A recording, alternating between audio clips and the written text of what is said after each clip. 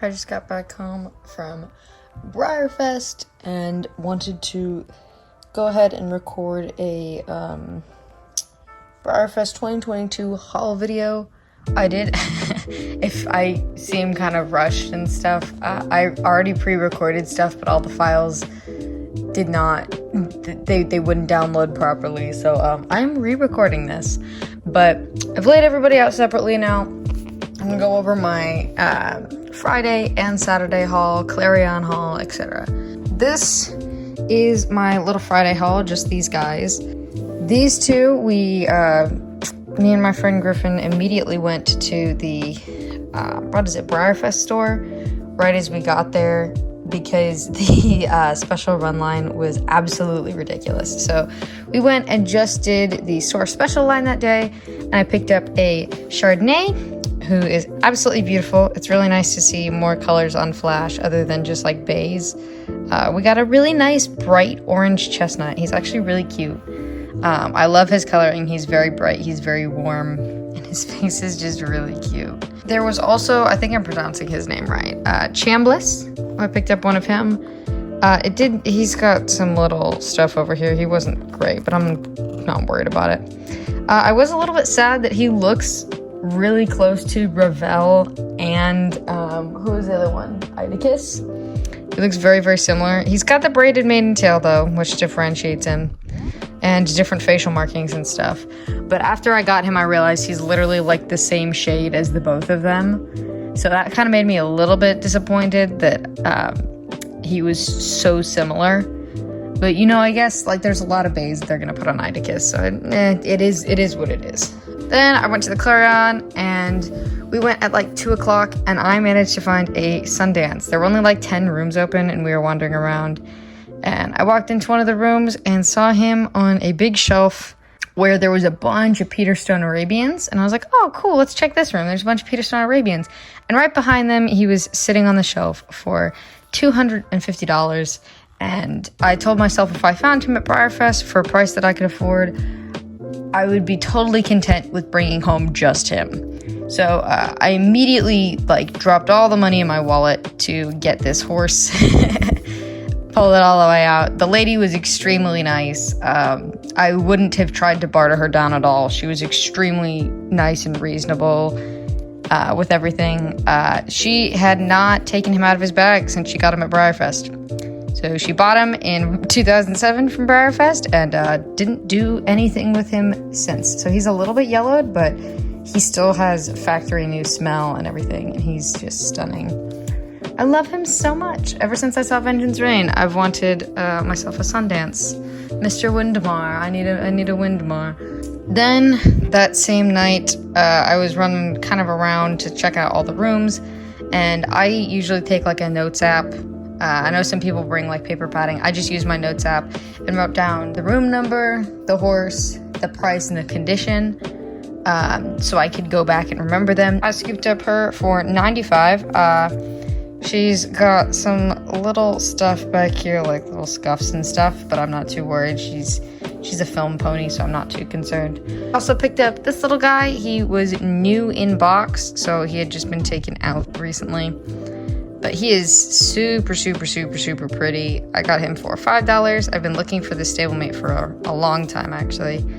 I don't really collect stablemates, but he was just really, really pretty. He's a Sabino. I don't know if you can tell in the light. Sabino Pinto boy, and he's just overall really cute. So that is my Friday crew. All this right here is my Saturday group, and I did not get anything on Sunday. We went for the raffle on Sunday, but I didn't buy anything at Breyerfest or at the Clarion. We left right afterwards. So first things first, we went up and picked up special runs. That is Nicholas here, the celebration horse. He is a lot more light in person. He's probably more this guy's base with dark mane and tail instead of being orange. And he's not as small as the mold makes him seem. If you kind of compare him to some of these other horses, he's really little. Even to Flash, like he's a little dude. I think one of the big things that makes him smaller is if you look at his face, They made him have like a really tiny face, and his legs are really, really skinny, and his hooves are tiny. His body in general isn't too much bigger or smaller than like a Flash or some of these other ones. They just made him have really tiny feet and face, which makes him feel a lot smaller too. But he was okay. I can't put him up anywhere because he is like the tippiest horse I think I've ever owned. Then I grabbed myself a Landler. I initially pulled the glossy Landler, but I really didn't want it, so I swapped for a matte. The same person, later on, I would swap for this guy with my surprise. But I pulled a Leopard Appy matte Cleveland Bay for my surprise. And I find it really hilarious. Every single year that I've ever entered to get a surprise, I pull a Leopard Appy. In 2018, I pulled the Leopard Appy Smarty. I didn't enter in 2019. In 2020, I pulled the Leopard Appy Giselle. And then I didn't enter for a surprise in 2021. And then 2022, this year, I pulled a Leopard Appy Cleveland Bay. I don't like Appies. I don't know what my curse is. But I'd swapped for a Dapple Gray Pinto because at the time I saw a lot more Leopard Appies and a lot more Silver Bays. So I swapped for a Dapple Gray Pinto and then held on to him for a while, see if anybody wants to trade. And then the same person who traded me a matte came back around and was like, hey, I have a wild card. Do you really want that Bay Marzipan? Because I had been trying to trade for him the entire time. Once I figured out that he was released, he was the only thing I was after. And I was like, absolutely, that would be incredible. Thank you so much. So I swapped the Gray Pinto that I had for a Bay Marzipan, and I could not be happier. He is so pretty. I got even a little bit of a rough one in terms of like, he's got some funky stuff going on, but he's still insanely pretty, and I am so incredibly happy to have him. He was gorgeous, so that picked him up there. Then we went to the social media meet, and I got the signing pony, and got everybody to sign the signing pony. Some people who weren't there, I tracked them down, had them sign them at the Clarion or something. You got so many people here. If you were there at Breyerfest and you signed this pony, go ahead and try and find your name. There's Snoopy down there. There's a bunch of people. Cloudy, Poet, Moto is right on the tail back there. Emma Winchester, Briar Photo, Griffin, Legend. There's so many. Briar Trot. There's Stormy Strikes in the middle here. So many. And then there's Eli. Eli signed his face. Wendigo. So many people signed the lovely pony. And I'm glad I have him to keep. Also, when I picked up special runs, I picked up this guy. My dad had a general admission ticket and only walked in for one day and was like, I don't want a stablemate. What are you kidding me? So I picked up a stablemate for him, and he's got these little German colored braids, and he's really cute. And he looks really happy, like, all the time. He's just, like, a happy little dude. Next, we move on to Clarion stuff. The first horse I picked up at the Clarion was this girl. I was roaming around. I kept seeing her in tons of rooms, anywhere from $40 was usually her average, all the way up to some people were selling her for, like, $60. I had never committed to one of these guys. I just call her Phoenix. Like, I know her name is Leah's Fancy, but it's easier to just say Phoenix. All the little ones that I always see are kind of smudgy looking, and they kind of look messy to me, so I've always held off getting one. And I walked into a room and she was for sale for $30 and blew me away. She is so light and beautiful, and I've never seen a variation like this, but I picked her up almost immediately and was like, okay, I really like her. She's super cute, and I like that she isn't very smeary looking. She's very soft. Very nice blend with literally everything, but she's so cute. I'm glad I picked her up. Next room over, I picked up one of these little guys. I have a conga of these little babies. Love them so much, and I was like, you know what, let's get the unicorn. So he was $5. Scooped him up. Now I have a bunch. But next guy I scooped was Jesse, you can see he's got some shinies, I don't mind. He was $30. I had taken note of him on Friday. I walked past his room and I was like, ooh, $30 for Jesse.